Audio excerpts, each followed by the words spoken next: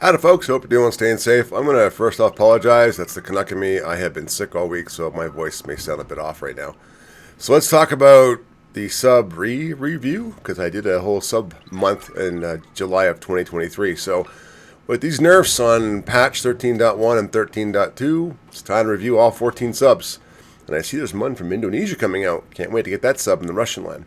So U69, this is the first tier 6 I'm starting with. I've been playing it for random co-op.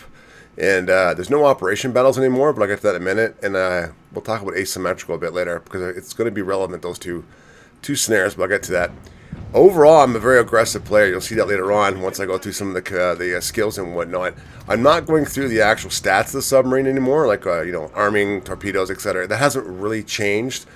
Basically, nothing's changed in that part of it. It's still a razor-thin sub. But I want to show some stuff that'll actually help it out and show you my modules and whatnot, and how I made some changes, but some changes I decided not to. That's what's important to me.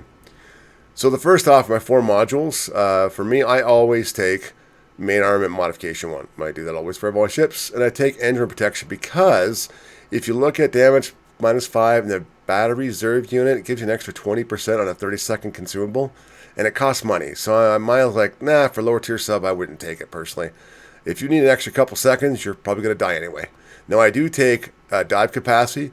That's plus 10% for recharging, which does help out. You could take submarine surveillance. It'll reduce the consumable by 20%, the time it takes for it to come online. Again, you got to pay for that stuff, so I wouldn't do it for low tier. I do take submarine steering gears because it helps my dive planes. It also helps my steering overall for the sub. You could take propulsion modification. You could take damage control, but I don't see the point of that. Being able to maneuver and get down quicker is what's important to me about a sub. So let's go over and look at my flags. The 2 in particular I want to look at right here. The first one, there's my flag. The first one is X-ray Papa.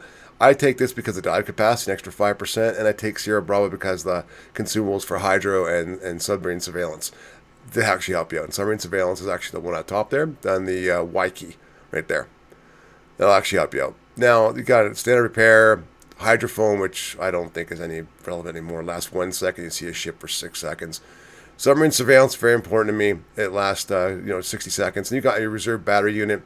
It helps you to not actually run out of battery. Gunter Luntens, I take liquidator because plus 30% chance of flood. Helmsman, I take that for any way to get better rudder shift and better diving. To me, it's a very important skill. That's my opinion. I also take priority target because, hey, I want to know people are actually going to be looking at me. Preventive maintenance is an actual feature on Gunter Luntens. It's minus 45%, so take that. Torpedo crew training, because, yeah, my reload of my torpedo tubes drops by 15%. That's significant to me. I do take consumable specialist. I think that's very important. It drops my consumable reload times down by 15%. The watchful is the most important skill in submarines, in my opinion. Improved battery efficiency, that's plus 25 to help me recharge quicker. That's the way I play, that actually helps. And I always take adrenaline rush. It's something significant for me. But let's go check out the exterior. I haven't changed anything with the camo. It's still the standard camo that comes with it. So let's talk about the good, bad, and the ugly. There are some things that are actually very good with the subs, some things that are not very good with the subs, and some of these changes. I feel that the lower tier got nerfed a little bit more because they don't have all the modules consumables that the higher tier submarines would have. And this is me actually playing, okay? So this is where every game I played in this boat, I had to go up against 2 enemy tier 8 CVs every single time. Wargaming, please. Please, for the love of man, stop. But anyway, you can still see on the minimap for me, I'm aggressive. So I will go into the good. I'm still going to be an aggressive player. I'm going to spot. We were actually losing this game quite significantly. And then we ended up coming back and winning it because my team actually, me spotting actually helped them out to get the battleships, get the aircraft carriers, etc., etc. I am doing about double the damage of the average still. My damage output has kind of dropped. But if I had to say it's okay in random still. It's definitely okay in co-op. If I had to say there's 2 game modes that might be a problem, one will be operations if they bring back the Submarine Wolfpack one, because you're going up against a lot of Japanese cruisers. I can't remember seeing Italian ones, but they all have that submarine surveillance. I would suspect the bots would cheat and then basically one of them would put it on, then another one put it on. They would just sit there and keep rotating through so you can't get close underwater. That's my opinion. 2, asymmetrical battles. I love playing submarines for asymmetrical, but again, going up against Japanese cruisers, I think that's going to be a problem. That's just my opinion because it's bots. But overall, I don't see too much change in co-op. I don't see too much change so far in random. You just got to be very careful what you're doing. Watch out for Japanese cruisers in random.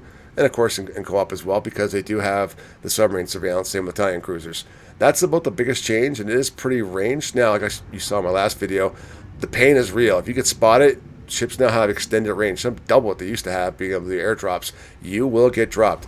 That said, I've still got replays coming out where people aren't paying attention to the sub. I have no idea about those players. Because if you do get a bunch of battleships and whatnot to drop on you, you're dead. Like, you're going to die in 20 seconds. Your game's over. You're going back to port. But overall, I think this is okay. I don't think you have to change or worry about it too much. But you know what? Down in the comments, let me know. Let me know what you guys think about it. And as well, don't forget to hit the like button and subscribe, because the YouTube's likes that. We're about to pass 15,000 subscribers, which I think is fantastic, and I really appreciate that. But I'll keep going on all these submarines and do all 14 and get them done shortly in the next few weeks. But hey, as always, take care, stay safe. I wish you all the best, and bye for now.